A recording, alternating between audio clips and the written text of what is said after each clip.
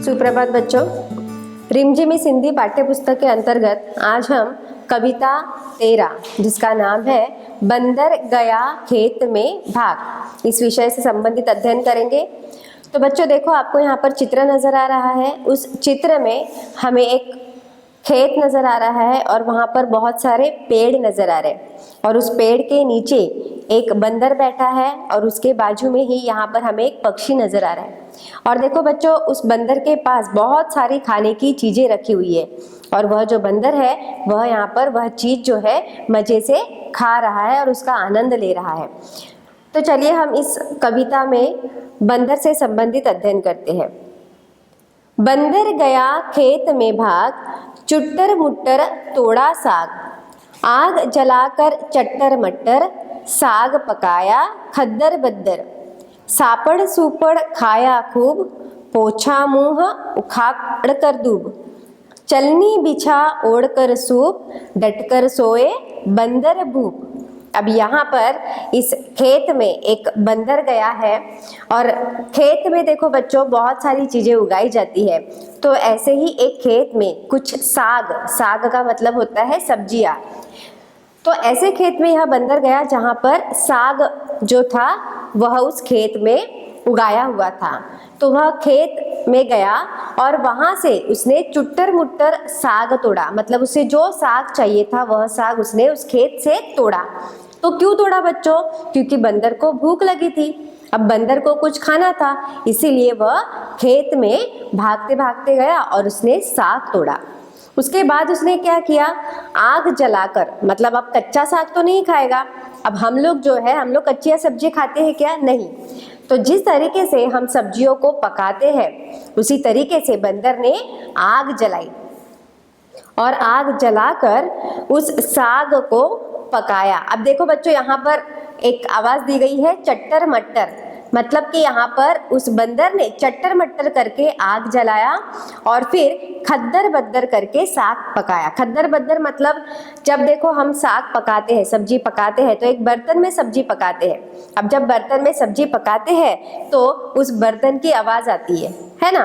तो इसी तरीके से इस बंदर ने खद्दर पद्दर करके साग पकाया, मतलब सब्जी पकाई। अब सब्जी तो बन गई। अब बंदर को बड़ी जोर की भूख लगी थी। अब बंदर ने सापड़ सूपड़ खाया खूब, मतलब कि पूरी जो साग थी, पूरी सब्जी थी, उसने पूरी खा के खत्म कर दी क्योंकि उसे भूख लगी थी। पूरी साग खत्म करके पोछा मुंह उखाड़ कर दूब। बंदर ने क्या किया, खाना खाने के बाद उसने मुंह पोछा, उसका पेट भर गया था। अब देखो बच्चों, जब हम खाना खाते हैं तो कहीं कहीं क्या होता है, हमारा जो मुंह होता है, हमारे जो ओंठ होते हैं वो खराब हो जाते हैं, मतलब हमारे मुंह को अनाज के दाने लगते हैं। तो हम क्या करते हैं, खाना खाने के बाद हमारा मुंह धोते हैं। तो इसी तरीके से बंदर ने पेट भर खाना खाया और अपना मुंह उसने पोंछ लिया। उसके बाद उसने क्या किया, चलनी बिछा ओढ़ कर सूप, डटकर सोए बंदर भूप। इस बंदर ने उसी खेत में पेड़ के नीचे चलनी बिछाई और उस पर सूप ओढ़कर सो गया। और इसी तरीके से बंदर जो है, यहाँ पर देखो आपको एक गहरी नींद में दिख रहा है क्योंकि उसने पेट भर खाना खाया था। अब उससे रहा नहीं गया, खाना खाने के बाद उसे बड़ी गहरी नींद आने लगी और इसी तरह उस पेड़ के नीचे वह आराम से सो गया।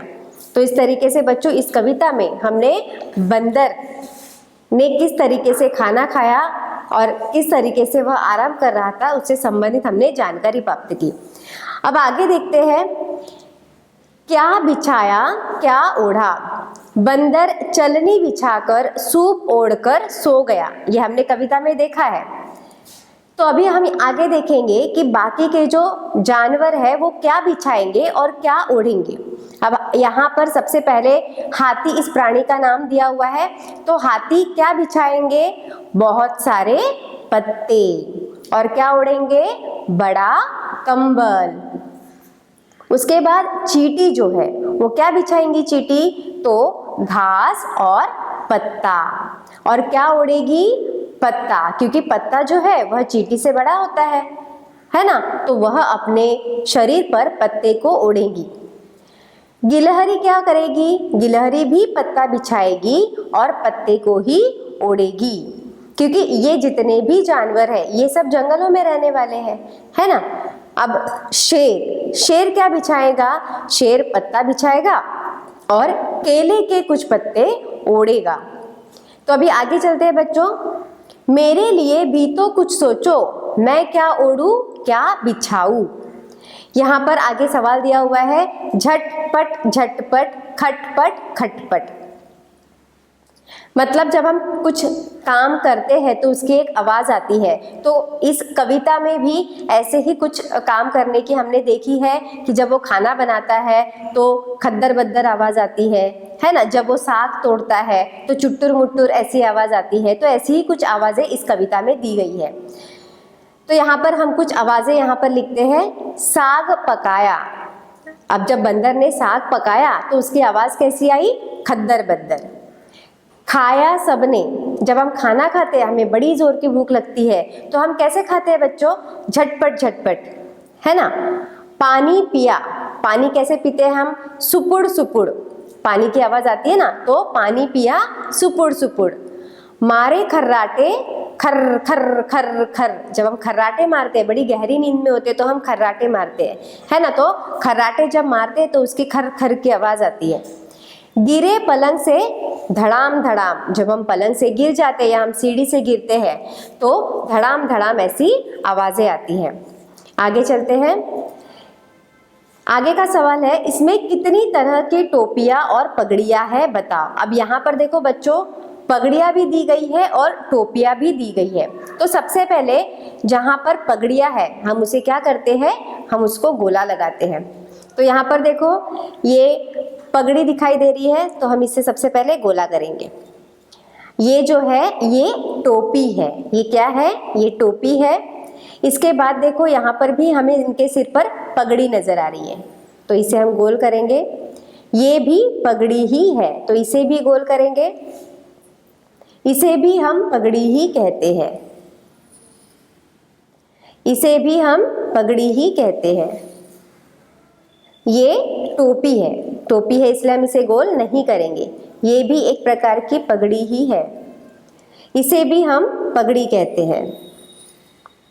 ये टोपी है और ये जो है ये भी एक प्रकार की पगड़ी ही है और ये भी पगड़ी ही है। तो इस तरीके से बच्चों हमने इसमें जो पगड़ियाँ है उसे हमने क्या किया है? गोल लगाया है। तो इस तरीके से यहाँ पर हमारी यह जो कविता है यह समाप्त होती है। धन्यवाद।